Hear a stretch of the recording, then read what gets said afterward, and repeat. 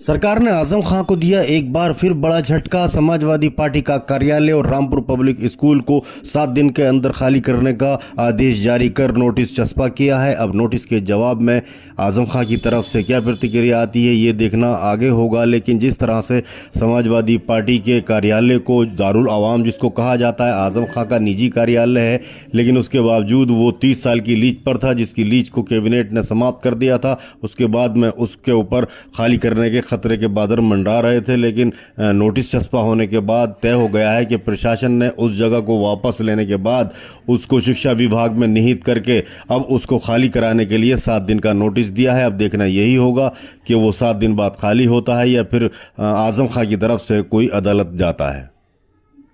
सरकार ने आजम खां को दिया एक बार फिर बड़ा झटका। समाजवादी पार्टी का कार्यालय और रामपुर पब्लिक स्कूल को 7 दिन के अंदर खाली करने का आदेश जारी कर नोटिस चस्पा किया है। अब नोटिस के जवाब में आजम खां की तरफ से क्या प्रतिक्रिया आती है ये देखना आगे होगा। लेकिन जिस तरह से समाजवादी पार्टी के कार्यालय को दारुल अवाम जिसको कहा जाता है, आजम खां का निजी कार्यालय है, लेकिन उसके बावजूद वो 30 साल की लीज पर था, जिसकी लीज को कैबिनेट ने समाप्त कर दिया था। उसके बाद में उसके ऊपर खाली करने के खतरे के बादल मंडरा रहे थे, लेकिन नोटिस चस्पा होने के बाद तय हो गया है कि प्रशासन ने उस जगह को वापस लेने के बाद उसको शिक्षा विभाग में निहित करके अब उसको खाली कराने के लिए 7 दिन का नोटिस दिया है। अब देखना यही होगा कि वो 7 दिन बाद खाली होता है या फिर आजम खां की तरफ से कोई अदालत जाता है।